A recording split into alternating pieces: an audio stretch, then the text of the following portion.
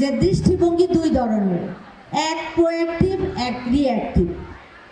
হ্যাঁ, যে আমরা অনেক ব্যাপারেই যারা রিঅ্যাক্টিভ, অনেক ব্যাপারেই আমরা হতাশ হয়ে যাই, অন্যের তোষামত করলে আমরা গলে যাই, অন্যে কোনো কিছু বললে আমরা রেগে যাই। তো এই রিঅ্যাক্টিভ থাকা যাবে না। যেমন কথায় বলে না যে রেগে গেলেন তো হেরে গেলেন, এটা তোমরা জানো?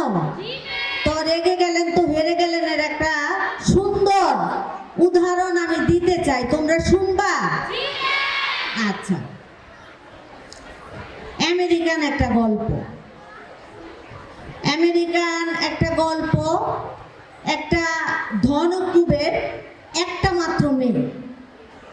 তো সেই মেয়ের অনেকগুলা ছেলে বন্ধু। তো বিয়ের বয়স হয়ে গেছে। বাবা বলল যে মেরি, তোমাকে তো এখন বিয়ের সিদ্ধান্ত নিতে হবে। তখন মেয়েটা একটু মানে হয়ে গেল, প্রস্তুতি নেওয়ার ব্যাপারে যে কিছু বলবে একটু এলোমেলো হয়ে গেল। বলল যে বাবা, আমাকে তো অনেকেই ভালোবাসে, কিন্তু আমি বুঝতে পারতাছি না আমি কাকে বিয়ে করব। তো বাবা এই কথা শুনে একটা আয়োজন করলো যে আমার মেয়ের জন্য ছেলে দেখব, তোমরা সবাই এই তারিখে আমার এখানে আমার বাড়িতে উপস্থিত থাকবা। তো অনেক শত শত ছেলে টাই কোট সুন্দর জামা কাপড় পরে সেই ধনকুবের বাড়িতে গেছেন। তো যাওয়ার পরে ধনকুবের বললেন যে একটা পরীক্ষা নিতে হবে। পরীক্ষাটা খুব সহজ। আমার বাসার সুইমিং পুল, এই সুইমিং পুলটা যে সাঁতার কেটে এই পারে আসতে পারবে তার সাথে আমার মেয়ের বিয়ে হবে। তবে তোমরা জেনে রাখো, এই সুইমিং পুলে অনেকগুলা কুমির আছে এবং 1 মাস যাবৎ ওদের কোনো খাবার দেওয়া হচ্ছে না। এই কথা শেষ হওয়ার আগেই একজন লাফ দিয়ে মানে তোমার সুইমিং পুলে পড়ে গেল। তো সাঁতার কাটতে কাটতে কোনোভাবে কুমির বুঝে ওঠার আগে সাঁতার কেটে সে এই পারে উঠে চলে আসলো।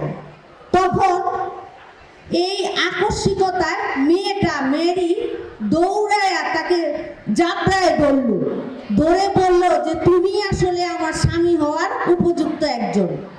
তখন ওই ছেলেটা ঝাটকা মেরে মেয়েটাকে সরায় বলল যে তুমি সরো, আগে দেখি কোন শালা আমারে পানিতে ধাক্কা দিছে সুইমিং পুলে। তো দেখো, সে যদি ওই মুহূর্তে যেটাই হোক, সে তো বেঁচে গেছে, সে তো সকলের কাছে জয়ী হয়ে গেছে যে না, সে সুইমিং পুল পার করে আসতে পারছে। কিন্তু একটু ধৈর্য ধারণ করে যদি একটু মুচকি হেসে বলতো যে আসলেই আমি তোমাকে অনেক ভালোবাসি, তাহলে রাজ্য সহ রাজকন্যা তার হাতে চলে আসতো। এর জন্য আমরা বলি যে সব ব্যাপারে আমরা যেন ধৈর্যশীল হই।